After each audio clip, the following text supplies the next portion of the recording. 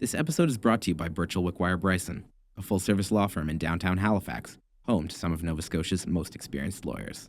We're taking this opportunity to bring attention to Nova Scotia's Land Titles Initiative. It's a provincially funded program aimed at addressing the province's historic failure to grant valid legal title to African Nova Scotian property owners. The lack of clear title granted to early black settlers in the communities of East Preston, North Preston, Cherrybrook, Sunnyvale, and Lincolnville has made it difficult to sell, transfer, or mortgage these properties, even when they've been in the same family for generations. With the initiative, the provincial government is aiming to provide support and funding to affected community members to help them gain clear title to their land. If you're a property owner in one of the affected African Nova Scotian communities and you have a question about land titles or any other legal issues, please call Burchell Wickwire Bryson at 902-423-6361.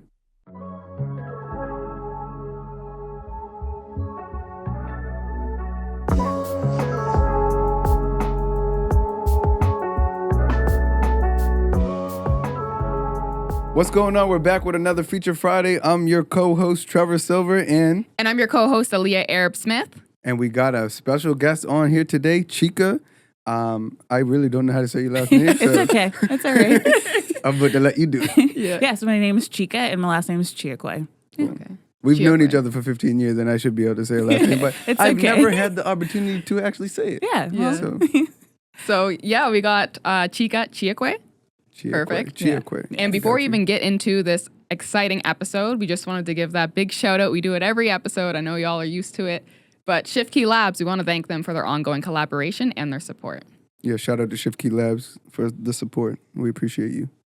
So Chika, thank you for coming today. It's a pleasure having you. Thanks for having me. Maybe we could start it off by you just introducing yourself, where you're from, your background, and all that good stuff. Yeah, so my name is Chika. I grew up here in Nova Scotia. Was born and raised. Grew up in Cole Harbour, and my parents, and my family, they're originally from Nigeria. So my parents immigrated here for school and stayed, and then had myself and 3 other siblings I have. So I'm the oldest of 4. I have 2 brothers and 1 sister. Some of you who's listening or watching may know them.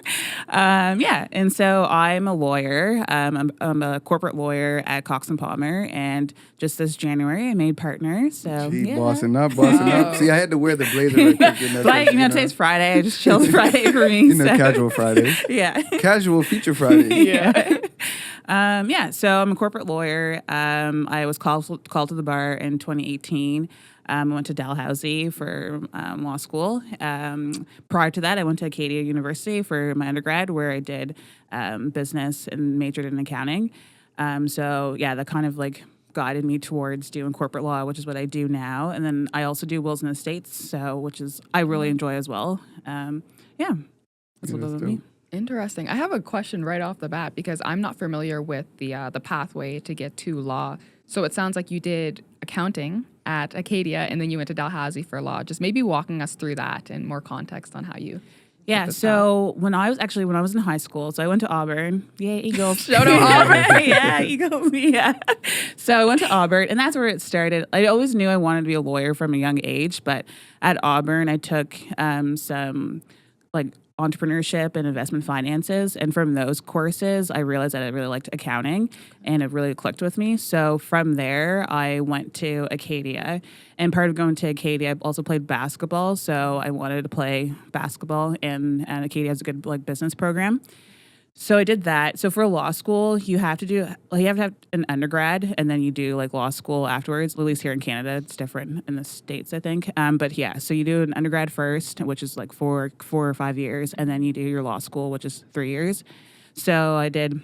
So I went to Acadia, basketball, accounting, and part of the reason I liked accounting is from those courses I did in high school, but then also too, I realized if for some reason law school didn't pan out, accounting is a good backup plan. And so I was fortunate that my 4th year at Acadia that I got into law school. So then when I graduated, thanks. Congrats. So then when I graduated, then I went to law school right after my undergrad. And it's funny, when I was at Acadia, I thought, so I went to Acadia. I was like, oh yeah, that's my, away from home kind of experience. But then I thought, actually, I thought I wanted to go to Ontario afterwards. But then when I got to Acadia. It was great and whatnot, but finances is like a huge play, like where you go and stuff. And so Acadia was great. It was a little expensive, but then also too, I realized like I actually enjoy being home. So I wanted to go to Dal, and Dal has a great program. It's called the IB&M Initiative, and She was my mentor when I was in my first year of law. She was in her second year, I think, or maybe your third. Yeah, or third. Yeah, second or third. Yeah.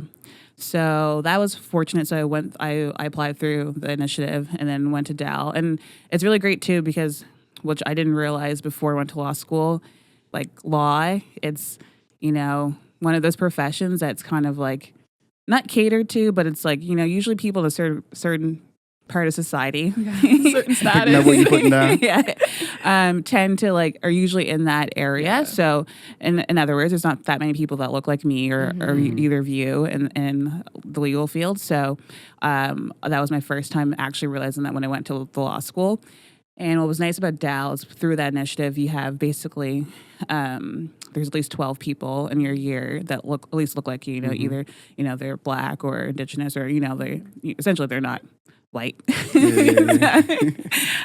So it was nice, to have that cohort when you started, and then especially when you're in that environment with other people who don't look like you or aren't used to be around people like you, kind of thing. So that's what I liked about going Dal, and then also too, I wanted to stay home, so I didn't go to Ontario, and Ontario is a different beast in itself. So, but kudos to everyone who's gone out there. Like my brother went out there. So, but yeah, so went to Dal, and so as I said, applied through the initiative.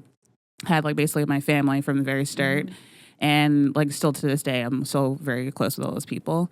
Yeah, and so then did law school for 3 years. So touch on the IB&M program, because I know I went through it, you went through it, and for me, it was like a place where you learn so much stuff that I learned in that little bit of time of so many things I didn't know, but that went on historically and stuff, and just you get in there, you're just like, oh my God, this is really what was going on. Yeah. And the average people in society, they don't even know all that stuff about the legal system and the barriers that were it's not just barriers in terms of go live in North Preston and be out them ways. It's legally laws that were preventing you from doing X, Y, Z. Yeah.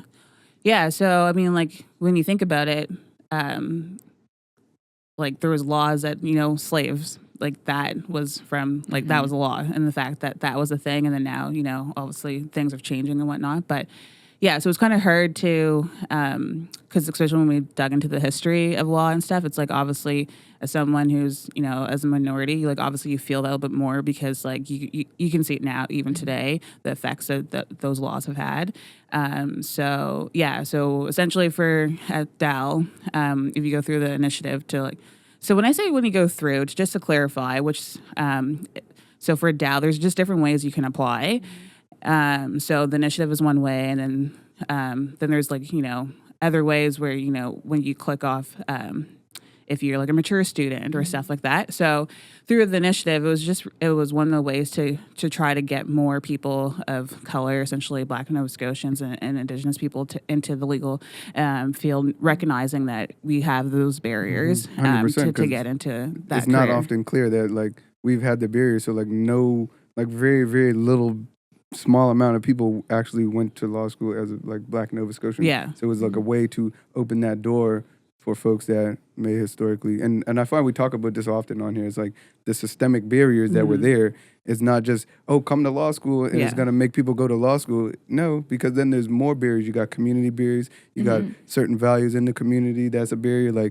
Hey, we don't know anyone that went to law school. We don't even know one that went to university. So it's and you know what I mean? It's not on our fault. It's based on the laws and the way that the system was set up. Exactly. Hey, you're not allowed in here. This ain't for you. Yeah. And then when we get of age and we're we want to go do this, it's dude, is this for me? Am I this? Is this for me? Or and where then are the supports and stuff like that as well. The mental barriers for us, and then it's you break through them, and then people like you, this is why we're getting you on here, because you can share the story and show people hey, you can do this. You can go to law school. You can succeed, and then you can become partner at a firm. And you can do it being a Black female in Nova Scotia. Big stuff. Yeah. And it's Honestly, there's been lots of tears over the years, and even now as a partner at the firm, like still gets some tears because like obviously as you all know, it's not an easy road for any of us to one be outside of our comfort zone, but let alone in an area where you don't see most people that look like you. So for me, the biggest thing was like, always came back down to like my family and my faith. So, I believe in God. And then also to like just my parents being the stereotypical Nigerian parents, like, they are them. Yeah. So, growing up, I basically had no choice but to like do well in school, which is fine. Like, they instilled a lot in myself and my siblings. And then also too, where they immigrated here, like I got to see firsthand like how much they struggled in order for us to do well. So it's like, okay, like every time I was struggling, I was like, that is nothing compared to what my parents did or, my ancestors did. So it's like, I owe it to them to like continue moving forward. But yeah, so for me, like, so Acadia, like, it was great because I had my basketball girls and like my friends from school and whatnot that, got me through that. But like law school was very challenging just because as I mentioned, like you're in the environment is like you're with people from a certain class of society that you usually probably aren't with and who are probably used to being in certain spaces that you aren't. And now you just feel like you're kind of an outsider. And like, I know I'm Black and whatnot, but like being in law school is probably the first time I really felt my color in my skin just because of the environment, those who I was around. I had a great time at law school, but like, there were things that were like that came to fruition. I'm like, okay, this is how some people are in society. And I'm in this profession now and I'm probably going to be dealing with these type of things now and then. But, the IB&M initiative, you have your cohort that you start with, but then also too, like there's people in grades or the years above you, but then also to the alumni and like what the IB&M initiative does at Dal really well is to continue to do alumni events, but then just even events throughout the years. So then you just feel like you don't feel like you just have those 12 people in your year. You have like a whole community behind you. So that was really refreshing because then you can see all those who've, like you said, who've gone through it already, who are excelling and knowing that you can do it too, kind of thing. So that was really motivating, and I owe a lot to the initiative for that because I don't know what I would have done. Like, it would have been really hard to continue to move forward and feel like motivated to continue. Yeah. So you talked about like your family coming here, grinding. And what would you say are your top motivators for you to succeed in like law? And because I know you're into sports and stuff like that too. So like, what gave you that like I'm gonna win mentality? Well, for me, it's not that I'm gonna win. It's that I'm gonna do all that I can do within my power, and like however it pans out, like that's what it's gonna pan out. And I think like sports definitely helped me with that because I played. Sports helped me, but then my injuries definitely helped me. So. Yeah. Just rolling back to high school. So when I played at Auburn, I think it was my either grade 10 or grade 11. I think it was grade 11. I tore my ACL, and it really sucked because like I was playing quite a bit, and I never had any injury before, and I didn't really know much about that type of injury. So yeah, and also at that time too, I was like hoping that I would play basketball and that would pay for my school going forward kind of thing. And so that was a huge reality check to be like, well, that's not going to happen. Obviously, not that I wasn't doing well in school, but like also I realized like I need to really focus on school. So I continued, like I got surgery. I did rehab, still played, not as much as I would have liked to, but, still continued because I was like, I love the sport and like it helped me with like time management. So did that and then went to Acadia. And then at Acadia, I tore my ACL again, my other knee. Oh my God. So that was great. And so that was actually sad because I think I tore that my fourth year, senior year just before season started. And like I was devastated because it was like, this is my senior year. This is going to be like my year kind of thing with like, all my girls that we were graduating that year. And it was actually there's three of us that tore ACL that year. We were all seniors. Whoa. So what's in the water out there? Yeah, I don't know. What were the drills? Yeah. And so it was unfortunate for the three of us. I mean, we really bonded over that, but like the three of us also knew like this can't be the end of playing. So did the rehab. And so for those who don't know about like ACL injuries, essentially it's easy, at least like 6 or 8 month like recovery to like get back to playing the sport, but it's like the physical is one part, but like the mental is the biggest part. And like that usually takes longer. And so for me, like I had already done it, then I've done it again and then having to rehab for that. So my 4th year, I was like, okay, well, obviously I'm not playing, but I'm going to still help out the team and whatnot and do what I need to do for school and focus on like getting to law school. But even after I got my surgery, I was like, well, you know what? I'm going to go to law school, but I can't finish on a season and injury. Like I don't want to finish that way for basketball. So, my first year at Dal, I didn't play. I just like redshirted and like was like the team, like manager just to see how I could manage my time with like law school and then also like basketball. And then my second year I did play at Dal and I don't recommend. I don't recommend doing that. I did it because I was like, I need to prove to myself I can come back and play basketball. That's that winning mindset. I was like, I'm going to come back. I'm going to play. I'm not going to end that way. But like doing it within law school, it's probably not the best. So like I kind of like my second year of law school is kind of like a haze, like I kind of like it's way deep down in the core of memories. Like it's not. I don't really like to revisit like trauma. And mainly because it was a lot because. Especially for like university level sports, it's not just practice. Like you're practice almost every day, but then you're also lifting weights and you do all these team activities and like there's community things. Were you the only law school student in the basketball team? For that year when I was playing, I was the only law student. Like on the girls' team, I was the only law school student in history that played ball. No, not the only. I'm joking. But in that year, years, I was the only law school student playing at least like the girls' basketball. I think there was probably some other person. I think he was playing hockey or something. Still, like, but like hockey and basketball, that goes like almost year round for school. For your knees, did the when they healed, does it heal back stronger or is it weaker? So for me, when they healed, I wouldn't say stronger. I would say like. Well, people probably don't believe this because I've had multiple knee surgeries, but I think they healed back pretty well. Like it's the biggest part too is just the building the muscles around your knees too. I think I was fortunate too because I was like had that mindset. I was like, no, I'm coming back to play, and then also too like I had really good physio and just like community around me to like push me through. But the mental thing was the biggest thing because like. Reliving that feeling of tearing your ACL in your head, it's just like you just don't want to do certain things because of that. So the mental thing was the biggest thing because I knew certain things I would just naturally do on the court. Like I just would second guess it because I just was too worried I was going to hurt my knee. And also too, after you have your surgery, if you're playing a sport, there's like a brace you wear, and like obviously that's a little restricted, and it's also a constant reminder that you just. Went through surgery. So you had it on both knees when you were playing? No, I didn't have it on both. I was not being a bionic woman. No. Like Stone Cold Steve Austin. You know the teams target that too when you see someone with a brace. Go get her. They do. For sure. So I wasn't doing that. So it was only one knee at a time. So teams I didn't know vicious. all that stuff. So you guys are rough out there in them sports. No, they are. So no, I didn't wear 2 braces at a time. I only wore like a decoy. one. She wears both braces. You wear one. Yeah. I was like, I'm not being that bionic girl. So I only wore the one. But I think I was fortunate because in total, I didn't go through all of them, but in total, I've actually had 4 knee surgeries.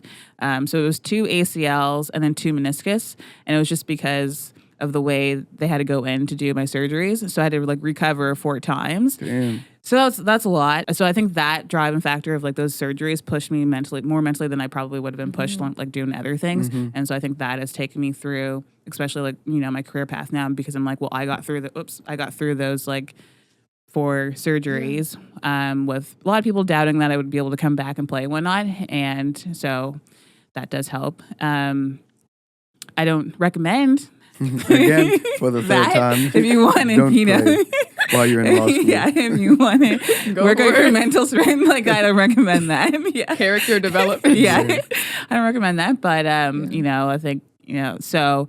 But I will say, I'm not playing anymore because I want to be able to walk when I'm older, be able to do things. So I'm not playing like I'll shoot hoops and whatnot. But I can still I still work out, I still do yoga and like run and whatnot. So I was going to ask you that because you always been fit since I knew you, and it's like now we're getting up in age. You know? I know you run. I do a little bit of exercising, but like, so tell us about your so I lift, and so those who know my sister, Joy Chiekwe, like shout out Joy, shout out Joy. You got those summer things going on right now. So, you know, she's really big into fitness, and like our whole family has been, because we all 4 of us has played sports growing up. And you know, my youngest brother too, he plays. Is it like a family motivation too, like where you guys compete with each other? No, or is well, it more... I mean, jokingly now and then, but we just always loved playing sports. And I think like with our gaps, because it's like I'm the oldest of the 4, my sister's like 5 years younger, so like it's not like we would compete really much because we weren't that close in like the ranges for playing they sports. Couldn't compete with me. But like, you know, jokingly, you know, we'll have those, you know, comments, but like, oh yeah, no, like I'm better than you kind of thing. But we all stay in our lanes. So yes. But yeah, so I still work out because like mentally, because my body just craves like working out. Obviously I'm not to the extreme when I was playing basketball to the, you know, you just feel exhausted, but like, you know, so like run or do yoga, lift weights. And it's great too because I need it too when I'm, you know, for my work, because work can be pretty draining. So like I need a nice outlet. So I usually try to work out in the mornings if I can, and then go to yoga. And when I do yoga, I prefer hot yoga because I do like get a sweat on, feeling like, you know, you're relieving something. Yeah, exactly. I feel like you're doing something as well when you get that sweat on. Yeah, get the sweat on. I agree with that as well. Yeah. So for like stress, it helps you with stress, helps you with pressure. What about like longevity? Do you think about longevity? So like when it comes to like exercise and working out, is it like I want to be able to move and groove when I'm... And you know, like, so as like Joy, like my sister, she basically, like, I learn a lot. It's funny because there's 4 of us, so I'm more like, well, lawyer, that corporate kind of world-ish.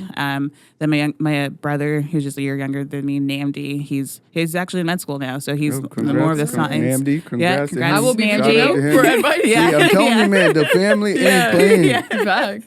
The Cheekways, we don't play. So he's med school, like the science mental background, and then Joy, again, she did kinesiology, then did her master's in kinesiology, and then like does a lot of research and stuff. So she's very into the health stuff. So those two are like the same. I always joke they're the same side of the womb. And then like my youngest brother, Efi, he's playing basketball, and like he's like, I think he's like probably gonna be like in the middle when he does what he ends up doing, like probably the middle, like corporate or like sciencey. So all to say, it's like I just basically rely on Joy and Namdi for all the information, basically, because they're always preaching and talking about it. And Joy's big on like, you know, you work out like.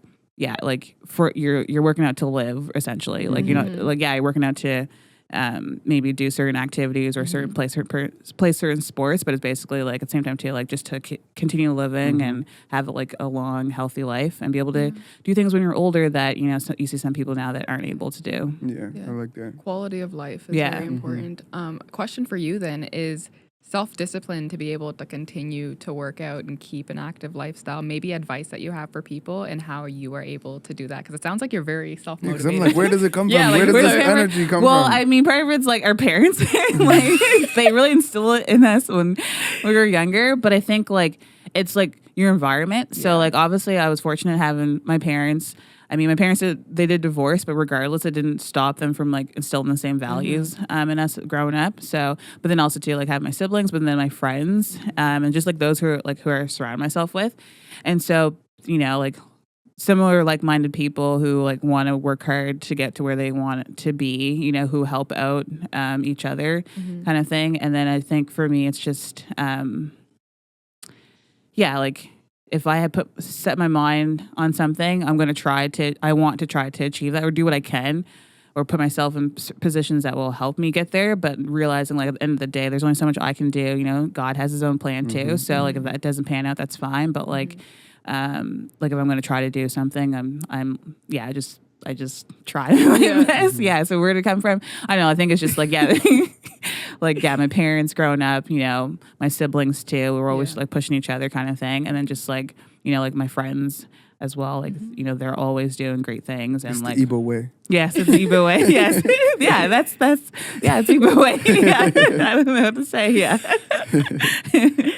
Good. And then also too, it's like showing others it's possible. So I think that's one of the big things too. So like when I like playing sports, like you do a lot of community things, and like when I was at Acadia, like, I really got to see that, especially Acadia. It's like in a small town, Wolfville, and like that community there, like really stands behind all of their the sports teams there, and so just seeing that, and like you feel like you're not doing that much, but like to them, it's such a big deal, and so just seeing that and just being like, oh, like you can do this too, even though you don't think you're doing that much, but they think it's such a big deal that just really has stuck with me. So even now when I'm working as a lawyer, although I do like a lot of corporate stuff, the firm knows like I'm really big into community things. So I try to sit on as many boards as I can. And if I can't do something for someone, at least try to connect them with somebody else kind of thing. So I think it's like, as much as successful as you can be and whatnot, it's like, it's not that great if you can't share it with other people or show them like that they can do it too. And it's like no different like with wealth. If we could just share the wealth around the world, then I think a lot of problems would probably be fixed. But so I think for me, it's ego way too, but then it's also realizing like, bring the community with you too. Like not, you just don't go on your own. So I want others to see that they can do it too. Yeah. So in terms of, you touched on faith and God, can you maybe give us a little bit of your background in like how you were raised maybe in church or whatnot like that? And we're a Christian family. And it was just growing up was always, read the Bible. Couldn't cite some verses, right? But some of them I know. Trust me, we all in the same boat. I just processed what she said. But growing up reading the Bible, went to church, did Sunday school, did all that stuff. And then at home we would pray together kind of thing. And then so that was very instilled in us growing up. I mean, obviously life gets busy and whatnot, so I'm not going to church all the time. Sorry, mom and dad. But when I can, I'll go. But I think for, at a young age, my parents were really wanted to instill that into us, and then obviously it's up to us growing up whether or not we continue on with that. And then for me it's just also too just my parents sharing their stories about things that they've gone through, and then just being okay, the fact that we've gone through certain things like these, it's okay, some of it was in their control, but some of it I don't know if it was in their control kind of thing. And so and I think it's also just nice to have that feeling of some other guidance is there helping you through it kind of thing, and that you're not alone. So that's what gets me through those days when tears are coming down my face. I'm just I'm going to do what I can do, but at the end of the day, it's fully out of my control. So do what I with the God energy. Yeah. So, yeah. Definitely. And it sounds like you hold your parents very, very high and dear to heart. So would you say that they're your inspiration for a lot of the stuff that you've done? No, for sure they are. And then other people in the community, but then them for sure. And I know it wasn't easy for that. Obviously now as I'm older, realizing what it's like to be an adult. Shout out mom and dad. We're grown now. So and and I'm fortunate because even though I just have, because most of our family is still either in Nigeria or they're in the UK or they're around the world kind of thing. So it's not so they're around the world kind of thing. So, but although I still have my parents and my siblings here, but then my parents wouldn't have had that here. They didn't have their parents here or anyone, and they were raising 4 children. Obviously they had their friends and stuff, but I know it wasn't easy. Even just remembering growing up, sometimes the power bill wasn't paid, and so now we don't have power, or the phone was cut off kind of thing. So but they always did whatever they could do to make sure, and we were okay. And then there's 4 children, that's a lot, and especially now seeing all 4 of us, how we just feel we can continue to do well and whatnot.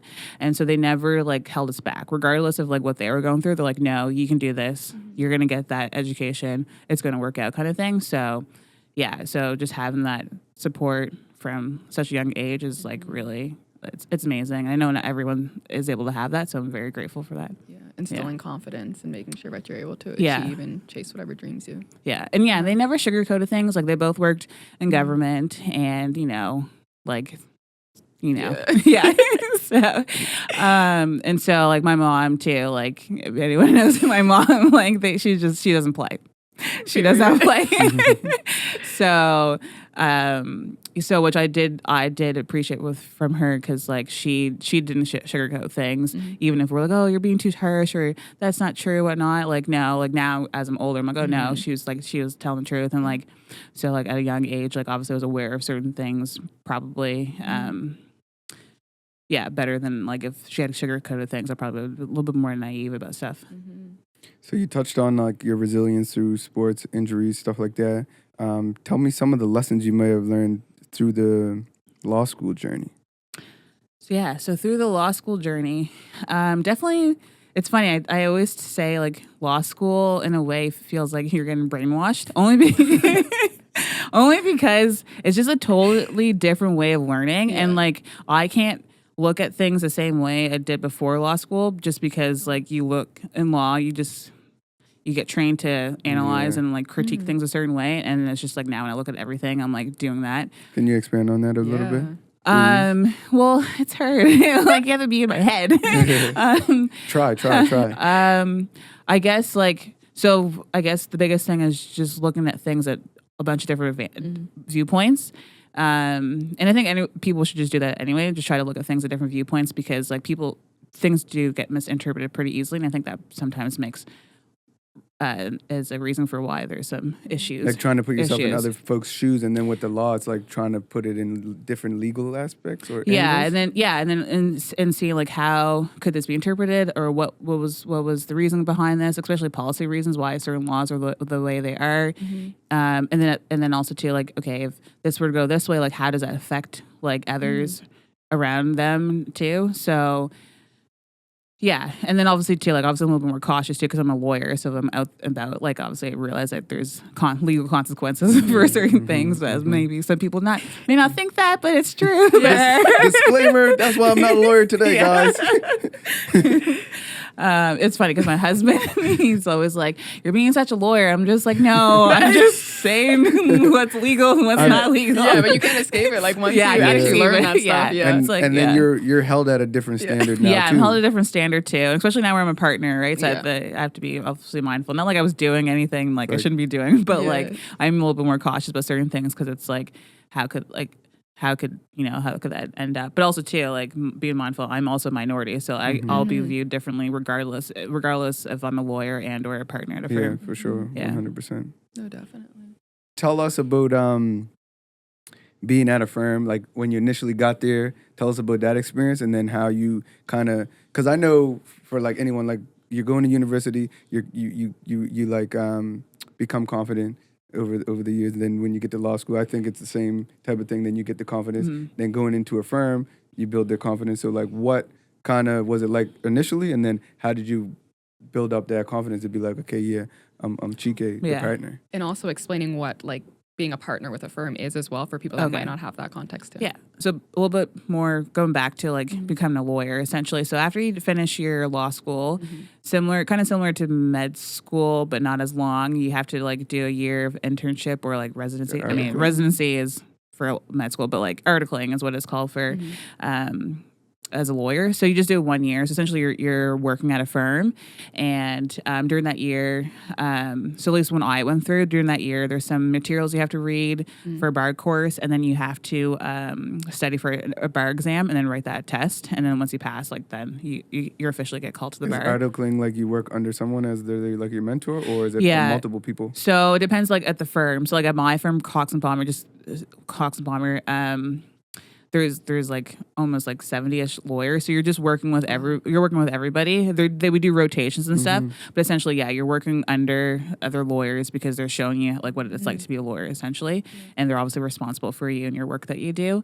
You do that for a year, and then you get called to the bar. So what happened for me? So also, too, what you can do when you're in law school, there are opportunities for you to work as a summer student at law firms. So for me, I was fortunate that I was able to get a summer position at Cox Palmer after my first year at law school. So I worked there for a summer. And that was great because for me, it really showed what it's like practically to be a lawyer, because like, again, at the law school, you're with these people and whatnot, and it's like, it was kind of like a bubble, and like, I'm like, I'll do what I can to do well in my classes, but I'm no academic. Like, I'm no academic. Like, I'm not going to go into my PhD. Scholar, guys. I'm no scholar. I'm just doing what I need to do just to get out, and like just more of the practical stuff. Yeah.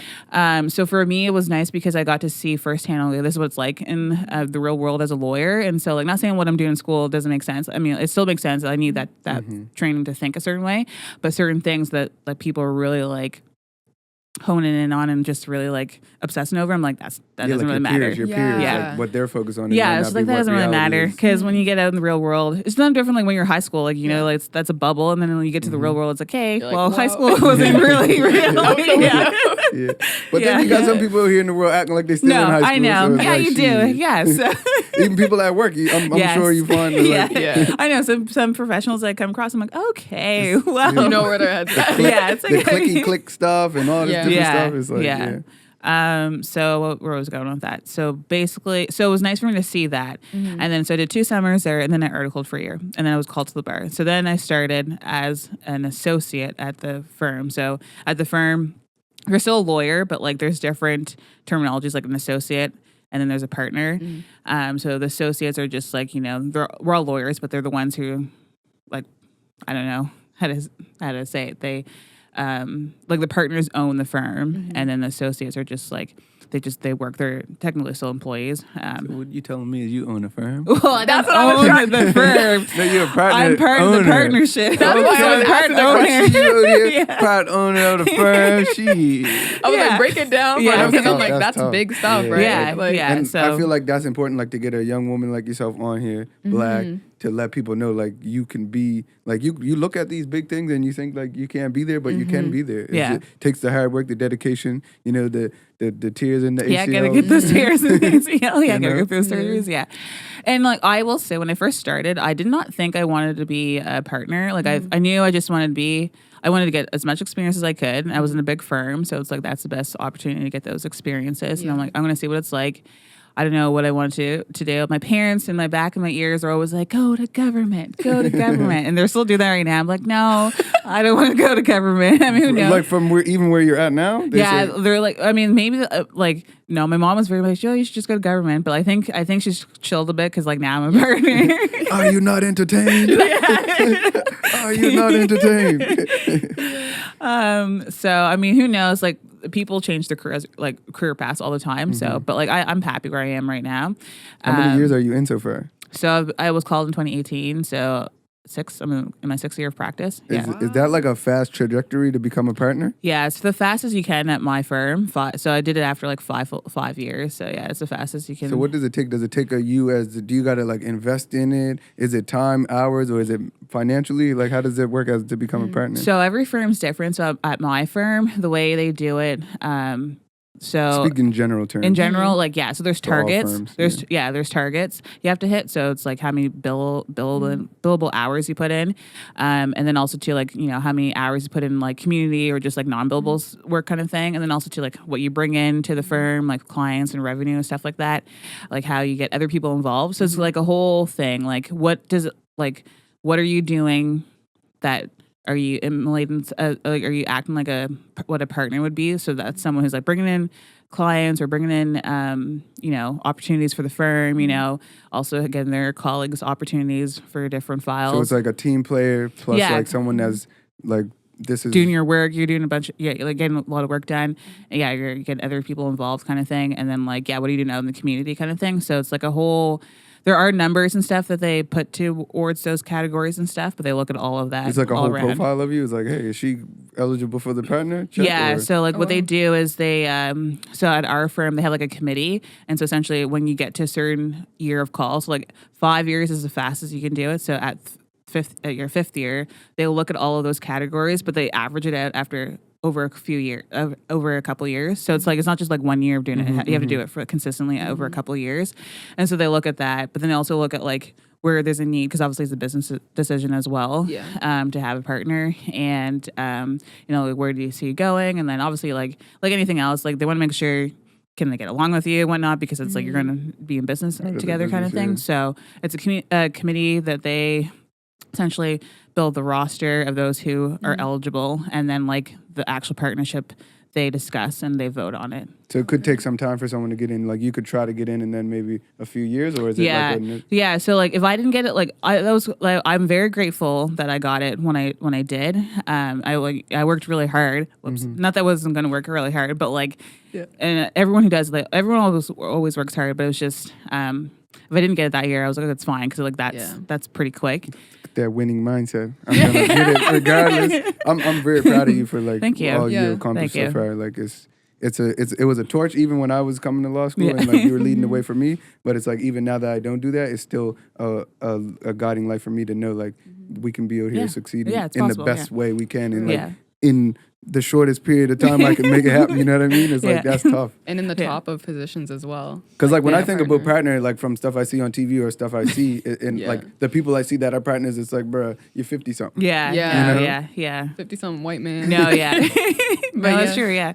And so I will say, like, you know, I didn't do it by myself. I had a lot of help and like a lot of mentors and whatnot at the firm. So that kind of goes back to your question in terms of like building my confidence. And I'm always building the confidence, because like, you know, something can just knock you down. Something can happen quickly, knock you down. So I'm always building that confidence, depending on like what I'm facing. But yeah, when I started, so after like I did my articling, and then when I became like an associate, like when I first started as a lawyer there, it was a huge learning curve. Like it was the biggest learning curve I've done for anything. Because you would think by that time you're a little bit more comfortable after being like a summer student and articling clerk. But as like once you become a lawyer there, it's like, no, it's totally different. Like you're a lawyer now. Like you can, like you are responsible for these things. And so obviously there was a lot of confidence needed to be built to be like, oh, actually I'm a lawyer now. Like I can do these things. So I was fortunate. I mean, and the firm was really great. Like so many great mentors. We get like formal mentors, but a lot of informal mentors, and everyone's just really willing to help out because they understand like it's not easy. They were there once too, and so they're always willing to lend a hand. People's doors are open. They're always willing to take a moment to explain things to you. So for me, it was like my first and second year was rough because so I was doing corporate law. So one thing with corporates, like it's a different terminology. So like obviously learning that, I knew some of it already from my accounting background, but like just seeing what it's like in the real world is different. And even though I had my summers and articling experience, like you only see like a small little bit of it. And in law school really just trains you how to think like a lawyer, but more so gets you ready if you want to be like a litigator. So a litigator, those are lawyers that like go to court. They're the ones who are essentially fighting in court and whatnot. I don't go to court. I go to court like now and then for some files, but like not like the litigators do. So with that, it was a huge learning curve because like law school doesn't really teach you that area, like how to be a lawyer in that area. So I had to like learn on the go when I was starting at the firm. But yeah, I was really fortunate that I had like great mentors that recognized that I needed the extra help and like invested their time in me. And so that's another thing too. It's like having people like that take their time to help you. It's like, okay, I need to make sure I do that for others who are coming up because like if it wasn't for them, I don't know where I would have been or how I would have like continued. I don't think I would have given up, but like I might have not like been as driven as I am right now. And so paying it forward way. Yeah. So maybe is there any folks that you can, not to say name drop everybody, but like name drop maybe one person that like has been significant influence on your career at the firm? At the firm. So he's not at the firm anymore. He left a year or so ago, but he was there for a really long time. So his name is David Reed. And so I know a lot of people at the firm, his presence is missed. But yeah, he's great. And like we still keep in contact. He was actually at my wedding. So so he's definitely on the wedding. Yeah, congratulations. Thank you. So he's definitely good people and like not just mentored me, but mentored a lot of other people as well. Then I would say Mark Bobian. So he is, he's still there. He's a lawyer there, and he was there since the start. And he actually also at my wedding, and he's the one who married Scott and I. He was like the officiant. Oh, wow. So, and then also Michelle Kelly. So she's a litigator, but she's just like a force to be reckoned with. She's just amazing, and she was always my corner for anything. And she was also at my wedding too. Nice. So those three for sure. There's others too, all of my colleagues like coming up, and those who have left and who aren't there anymore. And then also too, just even my friends and stuff from law school who actually most of them are. A good amount of them are like in Ontario. We still keep in contact, and so So like even when I was going through anything, I would always reach out to them. And then also too, like, you know, my girls from like high school and like Acadia, and you know, so all of those girls and also obviously family. But anyway, I just listed a bunch of people. She's giving out her award, or she got the award, and now she's giving out her thank yous. But it's hard to like flowers. It's hard to like say everybody's name, and like, some people get upset when you don't say their name. So don't be upset. No, don't be upset. She can't name every name, but she loves you all. I try to say all the categories. Yeah, and the people that know. Like if I didn't say your name, like if you my real person, like, you wouldn't feel something. Yeah. So but those names I dropped at the firm, like those three for sure, like have like helped a lot. There's another person too, Guy Wellard, I would say too, who, because the other three are always partners, but he was like a more senior associate, and he's a partner now. But like he really helped and took the time to help me through. So. Yeah, thank you so much for your guys' help. See, she said you want to talk to the guy. That's good. Talk to him. So, when's the earliest memory when you thought of like doing law? I would say somewhere in like elementary, because I actually before I wanted to be a teacher. I wanted to be a teacher for quite some time. Well, I wouldn't say quite some time. I think probably like maybe grade 5-ish. But then I switched to law. I don't know. I think I must have been exposed to something where I was just like, why is this happening? And it was law related, and it was just like I could see people were just like helpless. And now when I say this now, I'm a corporate lawyer. I'm helping people in other ways, but I'm helping people in other ways. Like I always knew, like, okay, I want to get into that field of law, but like at the same time too, like I can't be helpful to other people if like I'm not like excelling and I'm not like mentally okay. So like I just knew I couldn't do certain areas of law, and I couldn't like litigating. Like it's not. Like I will do if I have to, but it's just not something I prefer to do. But like the corporate stuff, like there's different ways to help people in the corporate sphere. And then also too, it's like I get to meet a lot of, not that I wouldn't be able to as a litigator, but I get to meet a lot of like business owners and whatnot to see what they're doing. And like I don't mind pitching to them, like, oh, have you heard about these people? Like, oh, I know you're interested in this, to try to build those connections. So I think like in other ways I'm still helping others, because I think, you know, as you probably know, like Nova Scotia or even just like the world in general, like it's like who you know kind of thing. And it's like if you more people you know and like get those connections, you know, things like come too. So, and then also like the community stuff too. And I think and even if I don't know how to do it, at least I'm in the area that I can put someone in contact with, like one of my colleagues that can help somebody out. I call that value connecting. You connect people with things that they need, and then value comes about. And it's not stuff that you might get something out of it. It's just you see somewhere where you can add value. And that's important. So do you ever think about like where you're at now and you're like, is it ever unbelievable moments where you're like, man, this is crazy? Or are you just like, I knew I was going to do all the stuff I set out? Well, it's funny because it's funny you say that, because my friends and I, sometimes we play, I forget what game we would play, but like it has come up a couple times in terms of like, what's your proudest moment? And they always hate my answer. And it's changed over the years, but it's like, because they're like, I thought it'd be like you became a lawyer or whatnot. And I'm like, well, yeah, but I mean, I'm very proud that I became a lawyer. I'm very proud that I became a partner. And I think sometimes there are sometimes I'm like, I can't believe this. Like, I'm actually a partner. I'm a lawyer. But I think it's just because I've just always been in the trenches, like working so hard to like get there that I'm just like I'm gonna get there. Yeah. So, and I got here, and then it's like.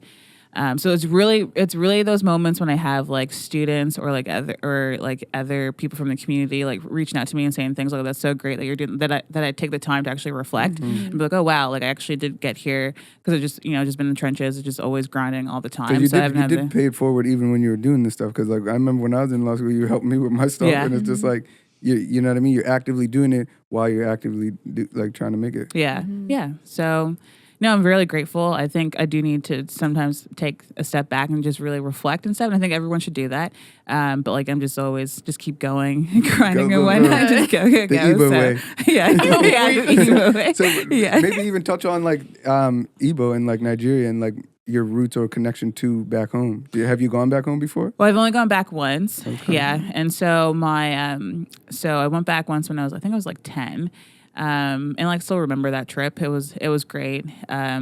My grandmother, she passed away, but she would always come to Canada and stay with us. And so whenever she was here, I just laugh because I'm just thinking of her, and like she was funny and just like anyway. She used to always come to like. She always came to Canada and just like. Nigerian grandma, and I love her so much. And like she was at like almost all of my graduations, like my high school graduation. She was at my, I think, Acadia graduation maybe, and then also my law school graduation. It was unfortunate that she passed away right before her wedding. So, but like she was there in spirit for sure. Felt her there. But yeah, no, she'd come and like she would always like tell us about like her like experiences back home, and like she always made sure that as a female, like you do like obviously understand like,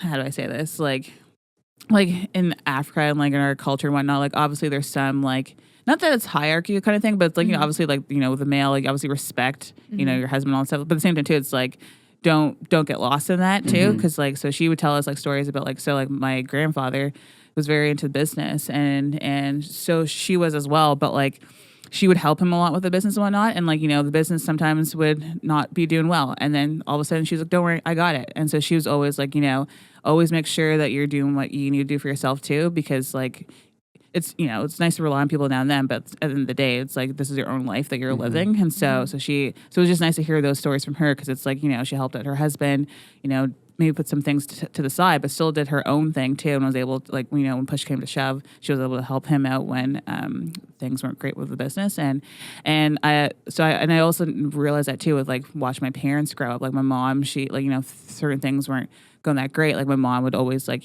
she'd be always make sure that things got done. And so like I think I got some of that from her too. Like, no, it's gonna happen. Like I'm gonna work it out. I'm gonna work as hard as I can to get this thing done. And yeah. Nice. Yeah, that's dope. That's dope. Because I mean, as you know, I did my DNA thing. Yes. Most of my DNA is. Everyone knows. I let everyone know. They even give me a Igbo name, Trevor Chukwu. Oh, Trevor Chukwu. Okay, yeah. nice. And what does that mean? Do you know? I don't know what that means. I think it's like some kind of gifted God or yeah, something. probably. I don't know. Something about God, We'll yeah, know. for sure. Yeah. But, that's so I just try to get connected more. So, and I find now that I know this, when I do connect with people from Africa, it's more of a connection versus like, oh, you're just a black Nova Scotian guy. Now it's like, oh, you like, what are you talking about? Yeah. Igbo? Because I'll joke around. I'll be like, yeah, I'm Igbo, and they'll be like, yeah. But it builds that rapport easier and makes it more comfortable. Yeah, and like even though I've only gone, I think my sister was there twice. I mean, she was young for the first time. Namdi's gone back more recently, and my mom has gone back. She goes back now and then. But even though like we've only been like not often, like we're always on the phone. My mom, I laugh. My mom and dad, they're always on the phone with family back home, and like there's like a 5-hour time difference. So like growing up, it was just like always hearing it. I could always hear my little relatives, talk to them on the phone and whatnot. So even though I wasn't there, it just felt like they were still around. And then for like when Scott and I just got married, I never thought I was gonna do this. Like I never was like, oh, this is what my wedding's gonna be like. But like we got engaged and whatnot, and this is where my Nigerian mom really came full force. She was like, you gotta do this. I was like, okay. So I was like, okay. So we ended up, and it was fine. Like I wanted to obviously incorporate the Nigerian tradition, but I never thought I was gonna have 2 weddings. So I had 2 weddings. Oh, wow. Nice. Yeah. So we had like a Nigerian wedding. Okay. And then, your more westernized wedding. And so honestly, like it was a lot of planning and like it was stressful at times, but I'm so happy we did it. So I had family that came from Nigeria. The first time some of them they've come to Canada, they flew in for that. And we had a Nigerian wedding where all my girlfriends, like shout out to all those girls, thank you. they all we got fitted dresses that were made in Nigeria. Okay. And I choreographed a dance, and so we all practiced it for like 9 months. The walkout. I've been seeing those videos all the time. So it was for my grand entrance for the Nigerian wedding, and so that was great. And then like my husband, like he was very like I wasn't sure at first what I was gonna be like. He just like, yeah, whatever. And so him and his guys, like they had their outfits too, and they went out and did their dance too. So yeah, so it was a great time, and it was just honestly like such a blessing to like like although I never grew up in Nigeria, but like my parents made sure to instill the culture in us like growing up. Like I think I have in grade 1, I have a picture of me, like I was wearing like Nigerian outfit for my picture day. And I remember being like so sad about it because I was just like, no, I want to be like the rest of the other kids. My mom was like, no, you're wearing that outfit, but I'm happy I wore that. And so, looking back, I'm very happy I wore that. And like you wouldn't be able to tell in the picture because I was like, I seemed so happy, but like, but I do remember there was a fight to like wear that. And so I'm very happy that they, regardless of like, you know, being here, how society is, like they didn't let that turn them to like to conform essentially with everyone else. Like obviously like to the extent that they needed to, but they always in the house made sure that we knew the dishes, like try to learn some of the words, had the outfits and whatnot. And so I was very, very happy when we did our wedding, that I was able to like, you know, pay tribute to like my culture. And then all of our friends and family were so into it. Like it was like both weddings were great, but that was so fun just because it was just like a lot of dancing, a lot of colors and, you know, outfits and whatnot. And truly it was such a like most alive I've ever felt because it was just everyone was just embracing it. And it was just really nice to have. I love that. I love it because it connects you to home. It connects you to the tradition. Yeah. Like a lot of that resiliency coming from the motherland, stuff like that. You talked about like, so basically you had a Western wedding and an African wedding. Yeah. And in terms of like, because I know like, well, I'm half black and you're black and you're married to a white guy. Yeah. Do you ever Scott is white. Shout out to Scott. Shout out to Scott. Did me and Scott ever meet? I don't know. We had to meet. Yeah. But maybe talk about that because these are some of the like community things that we want to talk about on here. Yeah. And like how is it like? Yeah. What is it like? Yeah. So I will say like so blessed. Like love Scott so much. He is just like I don't even know what to say. Like I'm so lucky for him, but also his family too. Because it's like you know you marry an individual, but like I also marry into the family kind of thing. And so like another thing too, going back to my parents, like growing up, I was like like I thought I was going to have to marry someone who's Nigerian kind of thing like that. But like or quickly, like I don't know when, but like it became apparent that my parents were just like whatever like. Go with whoever you love kind of thing. And it didn't have to be someone who's Nigerian kind of thing. But obviously too, like whoever it is needs to respect your background and like your upbringing because like that's very important to me. So Scott and I met on Tinder. Yes. I was going to ask the whole love story. How this all on like, Tinder, started. The swipe right or left, whatever you do. So that way back when, because like, that was a while ago. Like it'll be 8 years this year they were together. So there was not alone. I met my partner on Tinder too. Yeah. Yeah. It's good platform. So he's great. He's like, he very much beats his own drum, which I love. And like, so he's an engineer and, he's like, he's just, it's not that he doesn't care, but he's very much like, this is what he's going to do. And like, he's not going to let other people like influence him, like to do things like. Shout out to all the men who did that stand on business and do their own thing. Yeah, this is the thing, which I love and like, and it's great to see. He's also too very curious and wants like to learn things. And so, from very early on, like in our relationship, he was just like wanted to know more about me and my background. And it never felt like it was like I was like an item, like he was just like curious kind of thing. Like it was just like genuine interest. You could tell. Yeah. And so, and then like, I know he was just different from anyone I've ever met. And, so we started dating and whatnot. And then just like when I met his family, I'll just go like, like this is it. Because like his family too is just the same way too. They're so nice. And like, I never even felt like, obviously like he's white, I'm black. And like, I never really felt like that was like a thing. Like not that obviously they know I'm white or I'm not white. Sorry. I'm not white. Obviously they know I'm black. Hey, I'm white too. I'm Kodak black. But when you see me, I'm white. obviously I'm black. But it never felt like it never really felt like obviously they were curious to know about my background and like I was curious to know about theirs, but like it never felt like it was like, oh, like you just know how we know. Yeah. You know what you're like that. You know when it's real. Yeah. And so, but then the funny thing about it too is that as we got to know, like as we're getting our families were getting to know each other and whatnot, found out that most of his family members are teachers. So his mom, she's retired now, so she was a teacher, and his aunt, she was a teacher too. She taught in Nigeria for a few years, and his mom went to Nigeria to visit her. So I was like, wow, you guys are urban. Cultured folk. Yes, they are very cultured.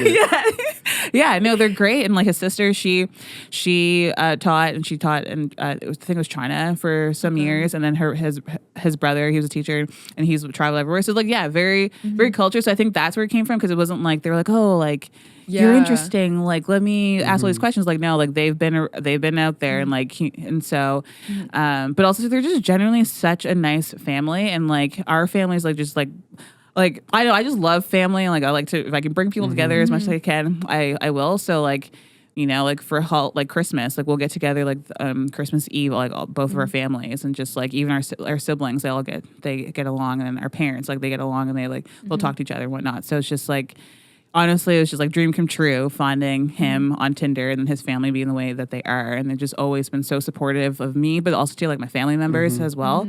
And and so it doesn't just stop there with his immediate family, even his like both sides of the families. So like you could really see it at the wedding, because both sides of the families were there, and like some I just met then, but they were all like in for the Nigerian wedding, and just like you just felt so much love, and they're just great. The support is there. Yeah. Are you guys gonna have some light skinned babies like me? Wow, you sound like our parents. Like we have like family gatherings. I'm like, oh, I don't know if I should go, because the next thing you know, they're asking. Like if you're at the wedding, people are like at the wedding, they're like, oh, like, because literally the speeches were just about like, oh yeah, we want grandkids. I find like the reason why I ask the question, next phase, the reason why I ask the question, because I feel like people don't talk about this stuff enough. No, it's like the subtleties that go on in society, but no one ever talks about it. Like I'll get like older black women, or people will like try to ridicule me or be like, oh, you're with a white woman. And it's like my thing now, like before I used to kind of feel some kind of way, or like not know what to say. It'd like be like awkward thing. I don't want this to come up. But now it's like I kind of got a confidence where I say like, my mother's white, like, you know, what do you want me to do? Like, love doesn't have a color. So what do you want me to do? And that's your partner at the end of the day. Exactly. Right? So, like, but it's often like you get like ridicule for like people want you to be like, oh, if you're black, be with black, or if you're white, be with white. And it's like, no, we're like a country that's like multicultural. Like we can be with whoever we want to be with. Exactly. Yeah. So no, for sure we want kids. And so we'll see when that happens. But yeah, for sure we want kids, you know, just, you know, gotta enjoy the, like, I just became partners, so enjoying that a little bit. And then we just did our honeymoon. But yeah, kids would be the next thing. Yeah. So question on that as well. Do you feel like, I think you might have already asked something similar, but as a kid, did you envision this, like in terms of like the family aspect, not really the academic, but like being married, getting kids, or hopefully? So yeah, it's funny because when I think about that, like I think I always knew like wanted to be a mom, but like some of my girlfriends are like they're like, oh no, I'm being a mom. Like I've always known, but I was never like that. I was never like, oh yeah, I'm being a mom. I was just like, I would like to be a mom, but like I think I've just been more career driven. I think it's like, let me win and then I can be a mom. And then I go win at being a mom. No, I do know for sure being a mom will be probably one of my biggest challenges. And like, you know, kudos to all the moms out there, because like honestly one of the hardest jobs I think out there, or not job, like one of the hardest things like to do out there. And so I do know that your hardest struggle is not here yet. Well, yeah, it's not. Yeah, so I do know it's gonna be hard. I know, like I'll try to, when that time comes, try to think back to my ACL injuries. I'm not sure how helpful those will be at that time, but overcoming that stuff. But I do realize it's gonna be hard. But I think like I'm ready for it because of having like our family dynamics. Like both of our parents are just, it'll be like it would be my parents' first grandchildren, assuming like we have our kids before my siblings do. So yeah, so knowing I'll have that like family like help, support, community help. I think I know it'll be a little bit easier, but I know it's definitely going to be like one of the hardest things we do, or I do for sure. But I'm ready for it. Like, well, I don't know if you can ever be ready, but like I'm like getting ready for it.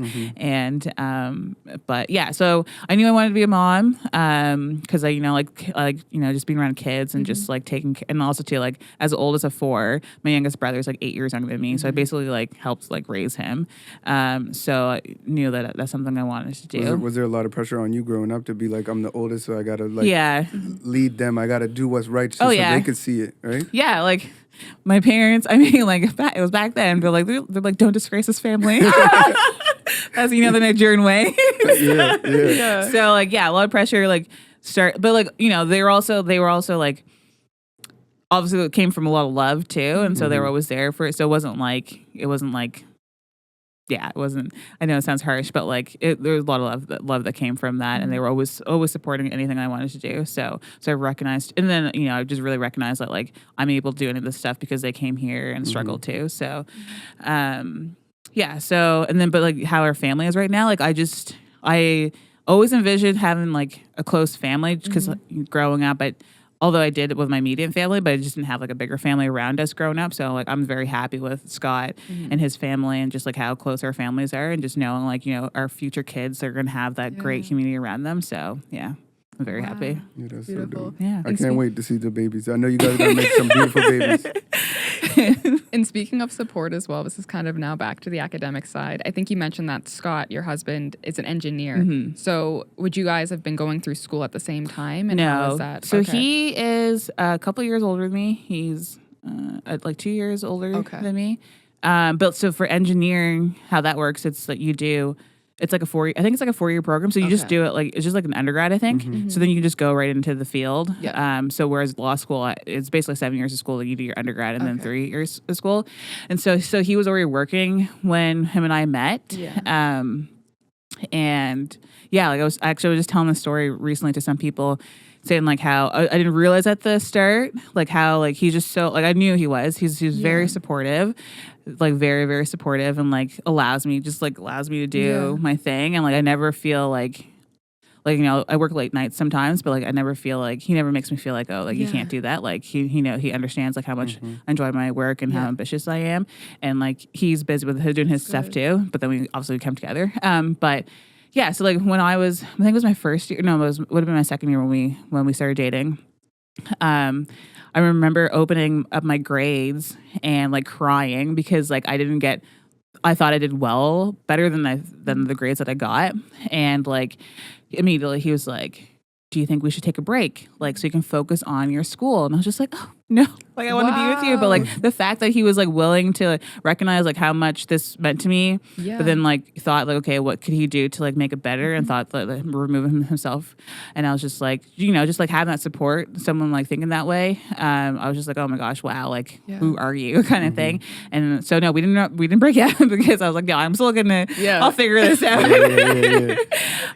But like, you know, he was always just been very supportive, and even me becoming a partner and whatnot, just very like always in my corner. And like I'm always going to him and asking him about advice about how to handle certain situations and whatnot. Especially because like where I do corporate, you know, I mean, it would be the same for litigation, but a little bit more in corporate. Like it's more male dominated. So on certain files that I do, it's usually like I'm dealing with other males and stuff like that. And like usually it's fine, but like obviously, you know, you can tell like they're not used to dealing with a woman, let alone a minority woman. So obviously the way they act sometimes, whether or not they're doing it on purpose or just like unconsciously, like I can just tell like you're just acting differently because I am a female. You wouldn't be doing this to like my male counterparts kind of thing. You learn through experience like the subtleties of what they might do or act. Yeah, and like and I've noticed actually recently because some files I've been doing just from people from on other sides of a file, like other firms, and I don't think they're doing it maliciously because I just noticed it because like when I've been on other files with like my male counterparts and like if they're the lead,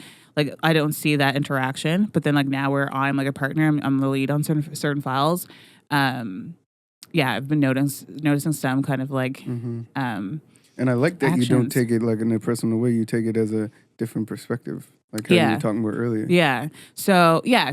Like they're not being malicious. You know what I mean? No. Just maybe and you know like I clap back if need to be. I was gonna ask, how do you navigate that? You know what I mean? Yeah. So it's not easy, and I think like I learned from my mom for sure because like she claps back, like you don't want to mess her there. That's right. And so I've learned from her how she's navigated that. Obviously, like in the legal field, like you know, it's still a small community, so it's like obviously you don't want to be rude to people, but like. You know, there's ways to like, it's always about delivery. And like at the end of the day, like, unfortunately, I do feel like sometimes we always have to be like the bigger person in those situations because like of all the stereotypes and whatnot that people usually resort back to. So I always try to find a way to like make it known or just like bring up something if I think it's wrong or like could have been dealt with a different way. But, you know, try to, you know, Because as a lawyer, you can't be a pushover. No, it can't be pushover. Yeah, and like, you know, I wanted them to understand, like, take me seriously. I'm doing this for my client. But at the same time too, it's like, if that's not necessary, like, I will, you know, call it out. Like, that's not necessary. Like, or, you know, find a way of doing it, or, you know, make a little slide joke kind of thing. I did that recently, and so.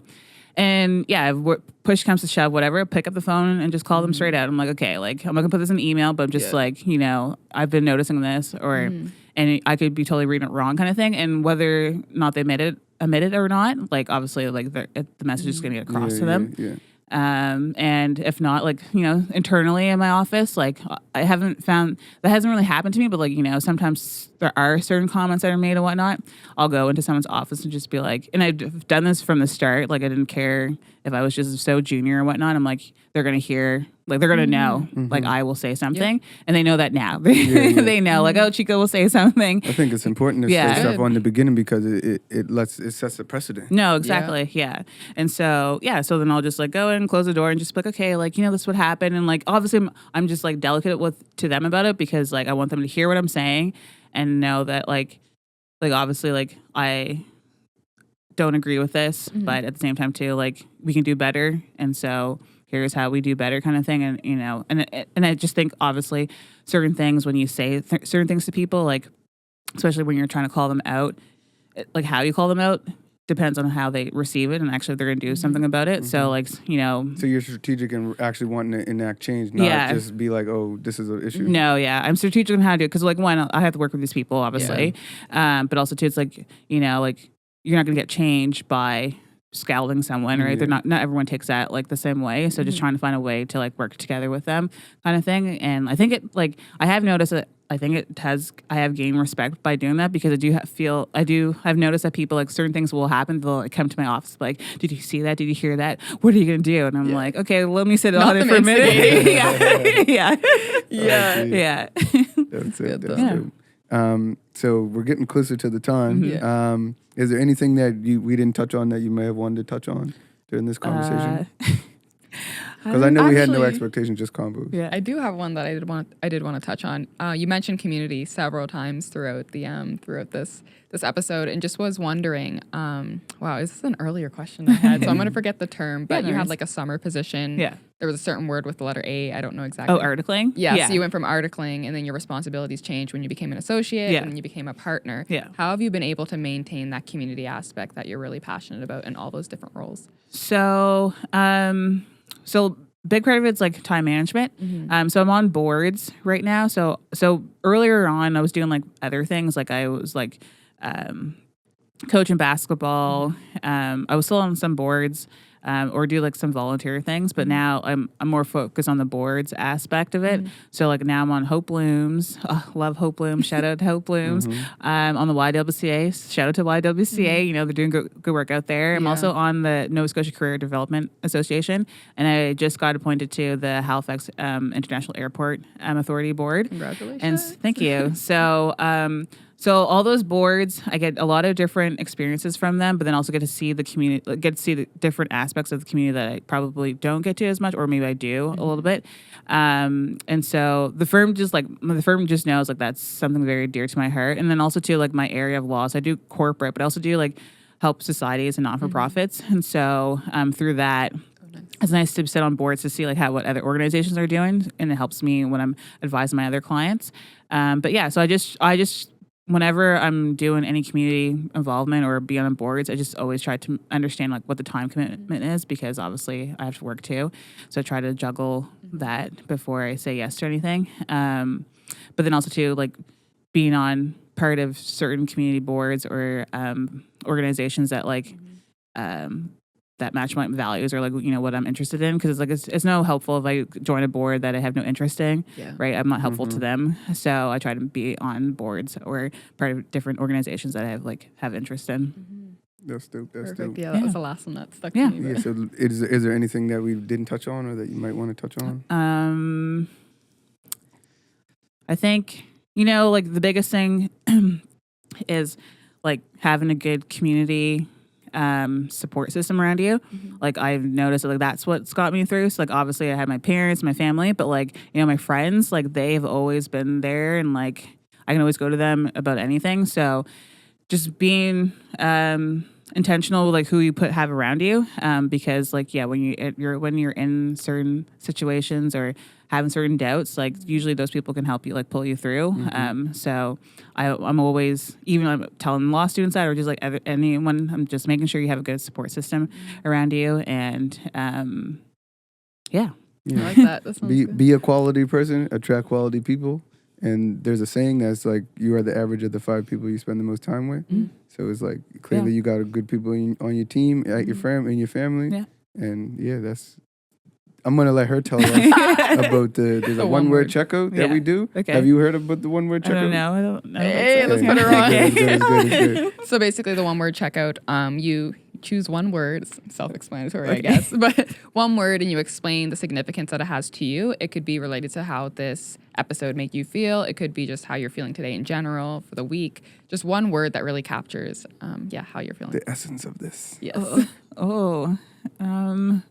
And we'll all do one, so it won't only be you we all as well. do it. It's not, you're not on the spot. Yeah. She probably thinking the one I'm over here trying to think of. I got one, but like, if you guys get a crazy one, I might have to get a better one. Okay, so one word, uncomfortable. Okay. So I say that because, I think there's a saying that says like nothing ever changes or no great things come out of like your comfort zone or something like that. There's some saying out there. So I would say uncomfortable because it's like my journey. Look, first of all, I was uncomfortable coming here, but that was great. You guys are both great. And so doing things that you're not comfortable doing, getting out of your comfort zone, can really open up like doors and opportunities that you probably would never have seen before.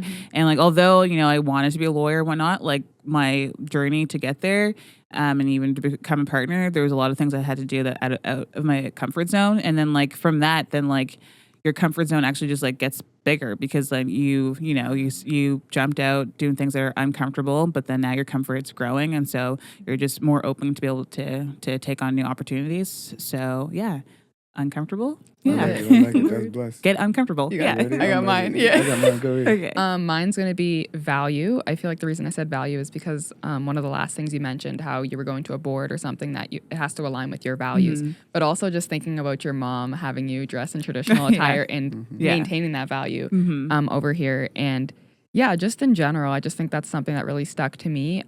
Just sticking to who you are and maintaining that, even with your relationship as well, with the marriage and stuff. I just thought that was a beautiful way to blend and to be able to coexist with other situations. So my word is firm, and it's to do it because you're a partner in the firm, but also because you stand firm in your beliefs, and like that allows you to build your confidence in terms of like being in community, working and becoming a lawyer, messing up your knees and being firm and like saying like, I'm gonna make this happen. It's gonna make it happen. Then it's not just firm. Firm is one of the words, like, because I got so many words from this convo. It's like firm, it's win, because like you got that winning attitude. You're gonna keep winning. You're gonna continue to win. And then the Igbo way. Three word check. No. My word is firm, but those are just things I want to play on. Like you're gonna win because it's the Igbo way. I love it. But that was blessed. Thank you so much for coming on. Thanks Thank for you for having this me. great Appreciate convo. We touched on a lot of different things. So that was great. So thank y'all for tuning in. You already know what to do. Go like, comment, subscribe, follow, share, save. There's so many other things you can do with this video. Just make sure you do them all. Yes, and I just want to say again, thank you to my friend Chika. And yes, we're going to see some light-skinned babies coming in the future. So next time you see Chika on this episode or on another podcast, you're going to see some cute-looking light-skinned babies. I just stopped. But like, thank you for watching. And like and subscribe. Hashtag your one word checkout, whatever it could be, hashtag win. We out here trying to win, and you could win something. You could win a gift card. Well, how much is the gift card they could win? $50? Yeah. Two people can win $50 gift cards. So like you comment with your account, then you make another account and you comment again, so you might win two. I was gonna say you could win 100 if you play it the right way. Play your cards right. Yeah. But see y'all next episode. So thank you for tuning in. Thank you for listening to our Feature Friday podcast. And just wanted to make sure that you guys are connected on all platforms. So wherever you're tuning in, maybe even leave us a 5-star review. If you're watching on YouTube, hit like and subscribe. And on our social medias as well, you can follow us at ANS Lab or at African Nova Scotian Youth Lab as well on Facebook, Instagram, Twitter. We got the whole mumble jumble. It'll be in our link tree in our bio. Don't forget to enter our contest that we have in each episode. And the way to enter that contest will be sprinkled throughout our episodes, so make sure that you're listening and paying attention. Each episode may be different, but comment below wherever you are. And if you don't use social media and you're one of those people, you can even reach out to us by email at anslab@onenorthend.com. The details are in the episode description. And last but not least, we want to make sure that we get you guys connected to our resource, our network of resources, the Grapevine newsletters. So to get subscribed, you can check the link in our bio and subscribe yourself. But if you're not that tech savvy, you can also email us at anslab@onenorthend.com and we can get you hooked up. We'll see you on the next episode. See you next month. Let's get it. Feature Friday. What's your favorite thing about Fridays? That's a good question. The features.